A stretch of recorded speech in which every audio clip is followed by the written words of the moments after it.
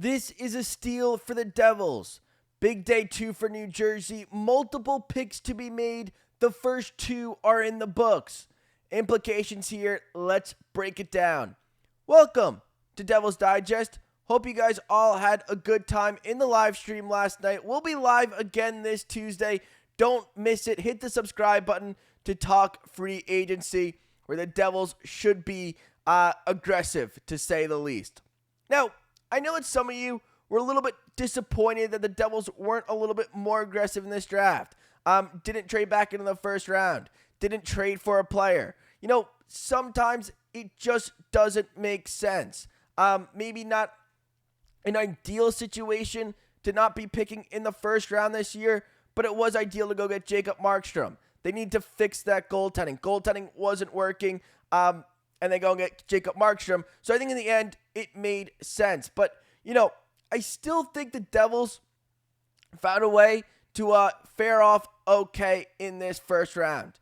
Now, the first pick that they made, Conrad Fondrk, at 50. Now, I wasn't totally in love with this pick because, you know, you go in and look and you see where he's projected to go, where he was ranked, and a lot of people have him ranked a little bit higher. Devils maybe made a reach here. And when you have guys like Ivan Rybkin still on the board, you know, it kind of maybe makes you question a little bit. What do the Devils see in Fondrk? What do they like about him? And clearly Tom Fitzgerald and his team, they did their homework. Clearly there's someone that they feel like he can develop into and, you know, be a solid player in the NHL. Because, you know, when you get to the second, third, fourth round, I don't think you're looking for stars anymore. You know, you're not looking for 30 goal scorers. It would be nice, but you're not looking for that anymore. You know, you're kind of looking for those players who can come in and hopefully be a bottom 6 role for the Devils. And when you look at Fondrk, something that I really liked about him is guy can get a shot off. I mean, he has a very, very nice shot, and he knows how to get to the places to get those shots off. Like, I don't think this is, you know, a bad player. I'm just saying that where you took him, I don't know if I agree with that. I don't know if I agree with number 50. It seems a little bit, you know, of a reach. But obviously, the Devils, they like him. They did their homework. There's something that they see with Fondrk. And if you can come in and, you know, eventually turn into a third line player with some depth scoring, which clearly he does have some scoring, then you're fine. I mean, then there's no issues at all with this pick. Like I said, you're not looking for a star. You're not looking for a 30-goal scorer at pick number 50. Those type of things just really aren't something that are going to happen. Like, obviously, yes, could you get lucky and they do turn into that 30, 40 goal scorer? Sure. But it's probably not what you were looking at. It's probably not what you were hoping for. You're hoping to get a player who can eventually be a third, fourth line player for you.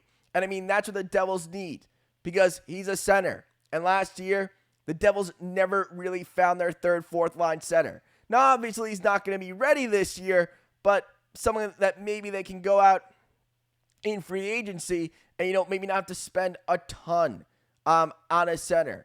You know, maybe don't have to give him, you know, these huge contracts.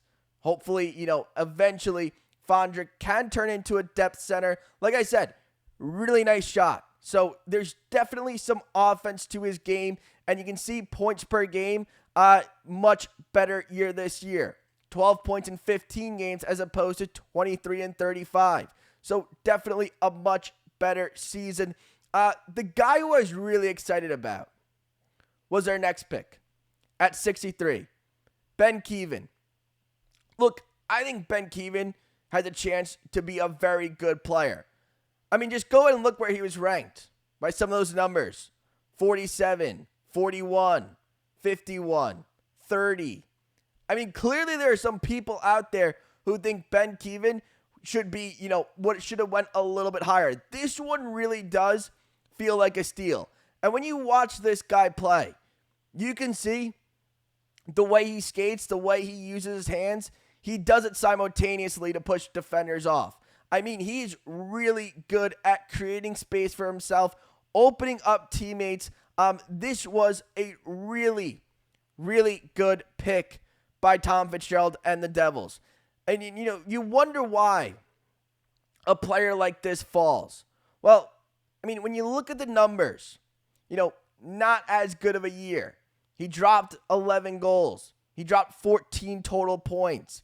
Just 8 less games. So not as good of a season. You probably wanted to see a little bit more than even those 57 points. And if he did that, he's probably a first-round pick. But he drops to 63. So if he can get back to where he was that first season and get better from there, Devils really did get a steal at number 63. I really do like this pick. I mean, you can just see by the way he skates, he's very dynamic. He uses his hands very well. He's got really, really good hands. A player who I think hopefully can give that depth scoring to the Devils in the future. Obviously, if one of these players turns into a New Jersey Devil and is, a depth scorer, it's a solid round. I mean, you're in the second round. You can't completely project what these guys are going to turn into. But if one of these players turns into, a depth scorer and gives the Devils extra offense, it's a good round for New Jersey. Now, if you guys were my live last night, the two players that I really want the Devils to get. Semyon Frolov, I think, best goalie in the draft. Devils didn't have a chance at him. He went 41 to Carolina. And then the pick right before Ben Kevan, Carolina takes Ivan Rybkin. So, I mean, it's just a little interesting that Carolina takes both of those players. Maybe that's why I don't like the Fondrk pick as much, because you did have a player like Ivan Rybkin who was there, and you made a little bit of a reach. And the reason Rybkin's fallen was, maturity issues. I mean, those can be grown. He can get a little bit better. I think this was a little bit kind of a wake-up call, dropping, and I think taking him at 50 still would have been a wake-up call. It still would have been like, all right, well, you're a very skilled, talented player, but, we need to see a little bit more, of the maturity.